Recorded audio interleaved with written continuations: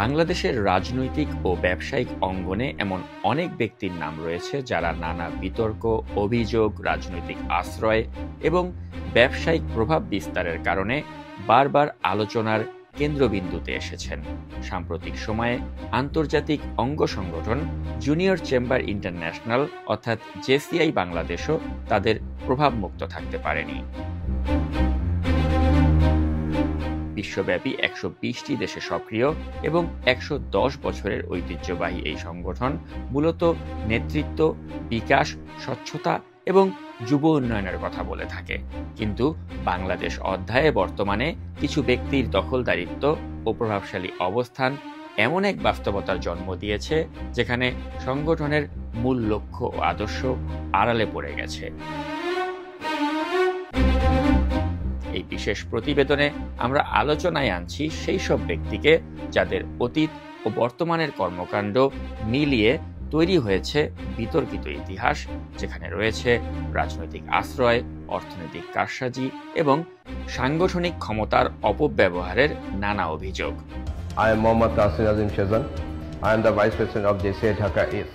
প্রথমেই আসি তাহসিন আজিম সেজান নামের এক প্রভাবশালী চরিত্রের কথায়। তিনি বর্তমানে জেসিআই বাংলাদেশের প্রেসিডেন্টের উপদেষ্টা হিসেবে দায়িত্ব পালন করছেন, কিন্তু নির্বাচিত ও জেসিআই বাংলাদেশের সাংবিধানিক কোনো পদে না থেকেও তার প্রভাবশালী অবস্থান দেখে অনেকেই অবাক হন। ব্যবসায়িকভাবে তিনি ক্লাসিক গ্রুপ নামক প্রতিষ্ঠানের সাথে যুক্ত হলেও অভিযোগ আছে তার পরিবারের ব্যবসার মূল ভিত্তি দাঁড়িয়ে আছে আওয়ামী রাজনৈতিক প্রভাবের উপর। সেজানের ঘনিষ্ঠ বন্ধু ও ব্যবসায়িক অংশীদার হলেন সাবেক স্বরাষ্ট্রমন্ত্রীর পুত্র সাফি মুদাসসির খান জ্যোতি, যিনি একসময় গোয়েন্দা সংস্থা ও ক্ষমতাসীন দলের প্রত্যক্ষ পৃষ্ঠপোষকতায় ছিলেন। এমনকি সেজানকে ঘিরে আরেকটি অভিযোগ হল সাবেক ডিজিএফআই প্রধান জিয়াউল আহসানের সাথে সরাসরি যোগাযোগের মাধ্যমে তিনি প্রতিদ্বন্দ্বীদের বিরুদ্ধে রাষ্ট্রযন্ত্র ব্যবহার করেছেন। একসময় ক্লাসিক গ্রুপের নিয়ন্ত্রণ নিতে গিয়ে তিনি জাকির হোসেন বাবুলকে লক্ষ্যবস্তু করেছিলেন, যিনি সাবেক প্রতিমন্ত্রী একেএম মোশাররফ হোসেনের ছোট ভাই। এই ঘটনা থেকে পরিষ্কার হয় যে ব্যবসায়িক প্রতিযোগিতা মেটাতে তিনি শুধু বাজার নয়, আইন শৃঙ্খলা বাহিনীকেও হাতিয়ার হিসেবে ব্যবহার করেছেন। সেজানের রাজনৈতিক অভিভাবকদের তালিকায় ছিলেন অসীম কুমার উকিল ও সাবেক মেয়র আতিকুল ইসলাম।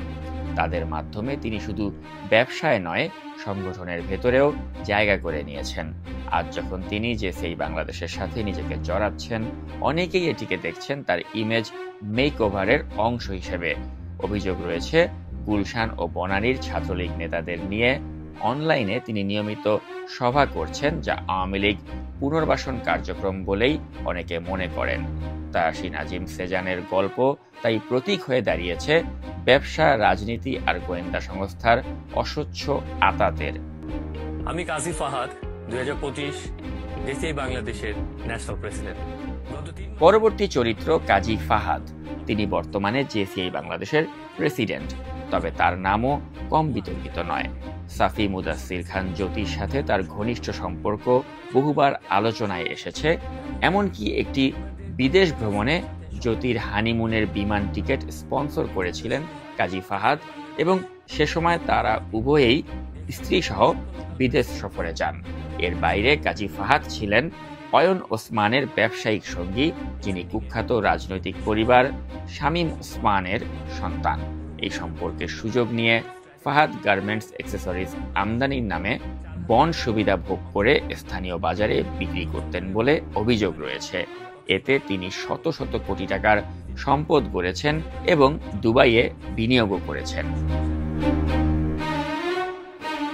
কিন্তু সবকিছু পাল্টে যায় আগস্টের 5 তারিখের পর। বৈষম্য বিরোধী আন্দোলনে ক্ষুব্ধ শিক্ষার্থী ও স্থানীয় জনতা তার কারখানা ও ব্যবসা প্রতিষ্ঠানে হামলা চালায়, আগুনে পুড়ে যায় বহু সম্পদ। অভিযোগ ওঠে যে তিনি রাজনৈতিক ক্ষমতা ব্যবহার করে বছরের পর বছর সাধারণ মানুষকে শোষণ করেছেন।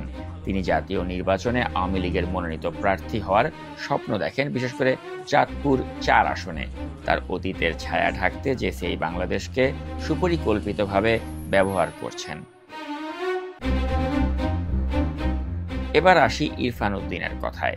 ফার সিরামিক্স লিমিটেডের পরিচালক হিসেবে তার নাম শোনা গেলেও বেশি পরিচিতি তিনি পেয়েছেন ব্যাংক ঋণ কেলেঙ্কারির জন্য। প্রায় 400 কোটি টাকার ঋণ এখন তার প্রতিষ্ঠানের নামে খেলাপি রয়েছে। অভিযোগ আছে রাজনৈতিক প্রভাব ব্যবহার করে তিনি জামানত ছাড়াই ব্যাংক ঋণ নিয়েছেন।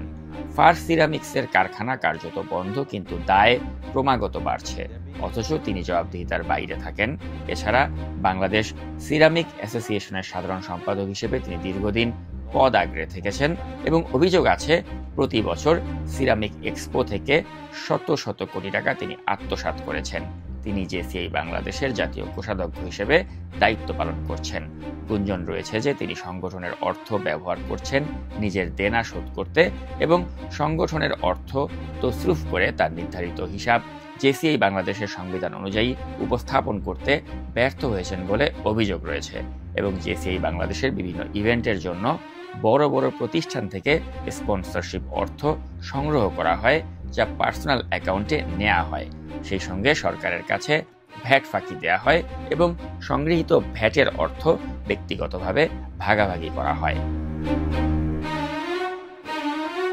জেসিআই বাংলাদেশের ভাইস প্রেসিডেন্ট হিসেবে আছেন রাইহান আকবর টুটুল, যিনি মোগা টুটুল নামেও পরিচিত, কিন্তু তার পরিচিতি এসেছে মূলত কেলেঙ্কারির জন্য। সংগঠনের ভেতরে অভিযোগ রয়েছে যে তিনি প্রতিদ্বন্দ্বীদের ভয়ভীতি দেখিয়ে নিয়ন্ত্রণ নিয়েছেন, কিন্তু তার ব্যক্তিগত জীবনের কেলেঙ্কারি তাকে বেশি আলোচনায় এনেছে। তার স্ত্রী ও সহকর্মী জেসিআই নেতাদের মধ্যে সম্পর্ক নিয়ে যেসব ছবি ও ভিডিও ফাঁস হয় তা সংগঠনের জন্য বড় কেলেঙ্কারি হয়ে দাঁড়ায়। তবুও টুটুল প্রকাশ্যে কোনো পদক্ষেপ নেননি, বরং নিজের অবস্থান ধরে রেখেছেন রাজনৈতিক ছত্রছায়ায়।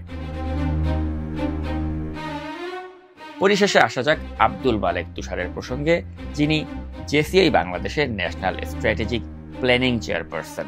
তাকে ঘিরেও রয়েছে নানা বিতর্ক। অভিযোগ আছে তিনি ইচ্ছাকৃতভাবে জেসিআই নির্বাচন বিলম্বিত করতে চেয়েছেন, যাতে সেজান ও ফাহাদদের মতো ঘনিষ্ঠ মহল লাভবান হয়। আরও ভয়াবহ অভিযোগ হলো প্রতিদ্বন্দ্বীদের ভয় দেখাতে তিনি নিয়মিত অস্ত্রের ছবি পাঠান।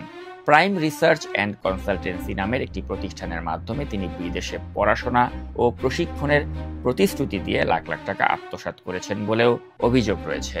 বহু শিক্ষার্থী প্রতারণার শিকার হয়েছেন। এমনকি ফ্রিল্যান্স লেখকদের উপার্জিত অর্থ আটকে রেখে তিনি নিজের ব্যক্তিগত প্রয়োজনে ব্যবহার করেছেন। সোশ্যাল মিডিয়ার বিভিন্ন গ্রুপে, যেমন ঢাকা ইউনিভার্সিটি সিকিউরিটি ফোরামে, তার প্রতারণার প্রমাণ প্রকাশিত হয়। বিপ্লব ঘোষ রাহুল বর্তমানে জেসিআই বাংলাদেশের ট্রেনিং কমিটি চেয়ারপারসন এবং পাশাপাশি এন্টারপ্রেনিয়র ক্লাব অফ বাংলাদেশ অর্থাৎ ই ক্লাবের 2025 সালের সেক্রেটারি জেনারেল। তবে তার পরিচয় কেবল সাংগঠনিক পদে সীমাবদ্ধ নয়, তিনি আওয়ামী দোসর হিসেবে দীর্ঘদিন ধরে স্বৈরাচারী ক্ষমতার ছত্রছায়ায় বিভিন্ন প্রতিষ্ঠানে প্রভাব বিস্তার করেছেন। স্বৈরাচার আমলে তিনি বেসিসের পরিচালক ছিলেন এবং রাজনৈতিক প্রভাব খাটিয়ে নানা সুবিধা আদায় করেন বলে অভিযোগ রয়েছে। তার বিরুদ্ধে সবচেয়ে গুরুতর অভিযোগ হলো 2024 সালের জুলাই বিপ্লব চলাকালে সংগঠিত ছাত্র হত্যাকাণ্ডে সরাসরি সম্পৃক্ততা। এ ঘটনায় দায়েরকৃত মামলায় অর্থাৎ সিআর মামলা নং 620/2024 মোহাম্মদপুর আমলি আদালত দণ্ডবিধির 302/34 ধারায় অভিযোগ গঠন করা হয়েছে, যেখানে তিনি 38 নম্বর আসামি হিসেবে তালিকাভুক্ত এবং মামলায় তৎকালীন স্বৈরাচার সরকারের শীর্ষ নেতৃবৃন্দ অন্তর্ভুক্ত রয়েছেন। হত্যাকাণ্ডের মতো গুরুতর অভিযোগ থাকা সত্ত্বেও বিপ্লব ঘোষ রাহুল আজও জেসিআই এবং ই কমার্স খাতে সক্রিয়ভাবে প্রভাব বিস্তারের চেষ্টা চালাচ্ছেন। অভিযোগ রয়েছে তিনি ই ক্যাব নির্বাচন স্থগিত করার পেছনে অন্যতম মূল শক্তি, যাতে সময় নিয়ে নিজের বি টিম তৈরি করতে পারেন এবং রাজনৈতিক অর্থনৈতিক স্বার্থ রক্ষা করতে পারেন। তরুণ নেতৃত্ব ও ব্যবসায়িক উন্নয়নের প্ল্যাটফর্মগুলো যেখানেই স্বচ্ছতা, জবাবদিহিতা ও গণতান্ত্রিক প্রক্রিয়া বজায় রাখার কথা, সেখানেই বিপ্লব ঘোষ রাহুলের মতো বিতর্কিত ও মামলাভুক্ত চরিত্রের সক্রিয়তা সংগঠনগুলোর বিশ্বাসযোগ্যতা ও ভবিষ্যৎকে চরম হুমকির মুখে ফেলছে। পরিশেষে বলা যায় যে তাহসিন আজিম সেজান, কাজী ফাহাদ, ইরফান উদ্দিন, বিপ্লব ঘোষ রাহুল এদের মতো ব্যক্তিরা প্রত্যেকেই জেসিআই বাংলাদেশ নামক একটি আন্তর্জাতিক অঙ্গ সংগঠনকে নিজেদের রাজনৈতিক, ব্যক্তিগত ও আর্থিক স্বার্থে ব্যবহার করেছেন বা করে চলেছেন। যেখানে নেতৃত্ব, স্বচ্ছতা ও যুব উন্নয়নের হওয়ার কথা ছিল মূল লক্ষ্য, সেখানে গড়ে উঠেছে প্রভাবশালী মহলের আতাত, অর্থ আত্মসাৎ ও কেলেঙ্কারির কালো অধ্যায়।